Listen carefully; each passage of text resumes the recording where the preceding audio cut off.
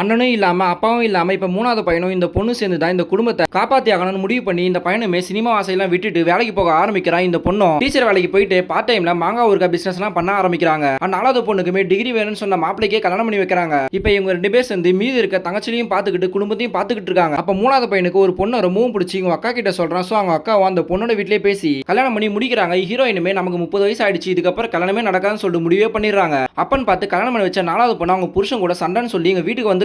ஆனா இவங்க அந்த பொண்ணு கிட்ட புருஷன் கூட சண்டைனா அடிக்கடி வீட்டுக்கு வரக்கூடாது, நீயே தான் பேசி சமாளிக்கணும்னு சொல்லிட்டு எப்படியே பேசி அனுப்பி விடுறாங்க. அடுத்த நாள் 3வது பையனோட ஃப்ரெண்டு உங்க வீட்டுல எனக்கு ஒரு பொண்ணு பிடிச்சிருக்குன்னு சொல்லிட்டு வீட்டுக்கு கூட்டிட்டு வரா. ஹீரோயினும் நம்மள தான் பொண்ணு பார்க்க வராங்களோன்னு சொல்லி ரொம்ப சந்தோஷப்படுறான். அப்பதான் தம்பி உன்னை அவர் லவ் பண்ணல, 5வது பொண்ணு தான் லவ் பண்றான்னு சொல்லி அவங்களுக்கு கல்யாணமும் நிச்சயம் பண்றாங்க. அந்த கல்யாணத்துக்கு வந்த 4வது பொண்ணு மூஞ்சி ரொம்ப சோகமா இருக்குன்னு சொல்லிட்டு கையை பாக்குறாங்க. பார்த்தா அடிச்ச தழும்புலாம் இருக்கு. கேட்டு பார்க்கும்போது தான் தினமும் ராத்திரி என்னோட புருஷன் சம்மடி அடிக்கிறாருன்னு சொல்லிட்டு ரொம்ப ஃபீல் பண்ணி அழுகுறாங்க. அதை கேட்டதுமே இந்த பொண்ணு கோவம் வந்து எல்லாரும் முன்னாடி அவனை கூப்பிட்டு ஒரு பொண்ணு போட்டு இப்படி அடிக்கிறேன், நீ எல்லாம் ஒரு ஆம்பளையான்னு சொல்லி கழுத்தை பிடிச்சி வெளியே தள்ளி இந்த பொண்ணை இவங்க கூடவே வச்சுக்கிறாங்க. ஆனா அப்பன்னு பார்த்து கல்யாணம் பொண்ணு காணாம போயிருக்கா. எங்கன்னு கேட்டா பக்கத்துல இருக்க பேங்க்ல தான் இருக்காங்கன்னு சொல்லி சொல்றாங்க. போய் கேட்கும்போது தான் ஆக்சுவலா இந்த கல்யாணத்துல இவங்களுக்கு இஷ்டமே இருக்காது அதை சொல்றாங்க. ஆனா இந்த மாப்பிள உனக்கே தெரியாம உன்னை நான் 10 வருஷமா லவ் பண்ணிட்டு இருக்கேன், கல்யாணம் முடிஞ்சாலுமே உனக்கு வேலைக்கு போகணும்னு ஆசையா இருந்தா நீ கண்டிப்பா வேலைக்கு போலான்னு சொல்லிட்டு சொல்றாரு. அதை கேட்டதுமே இந்த பொண்ணுக்கு ஒரு மூணு பிடிச்சி கல்யாண மண்டபத்துக்கு கூட்டிட்டு போறாங்க. அப்ப கல்யாண பொண்ணு வேலை செஞ்ச பேங்கோட மேனேஜர் உன்னோட தங்கச்சி கொண்டு வர மாங்காய் ஊறுகாய் நான் டெய்லியும் சாப்பிட்டு இருக்கேன், ரொம்ப நல்லா இருக்கு, நீ வேணா உன்னோட பிசினஸ் பெருசாக்க நான் லோன் தரேன்னு சொல்லிட்டு சொல்றாரு. அதை கேட்டதுமே இவங்க ரொம்ப சந்தோஷப்படுறாங்க. இப்ப அந்த லோன் மூலியமா மாங்காய் ஊறுகாய் பிசினஸ் பெருசாகி பெரிய ஃபேக்டரியே வச்சு பணக்காராவே ஆயிடுறாங்க. கடைசியில இந்த பிசினஸ் மூலமாவே அக்காக்கும் தங்கச்சிக்கும் லண்டன் போற வாய்ப்பு கிடைக்குது. ஹீரோயினோட ஆசையை நிறைவேறுது.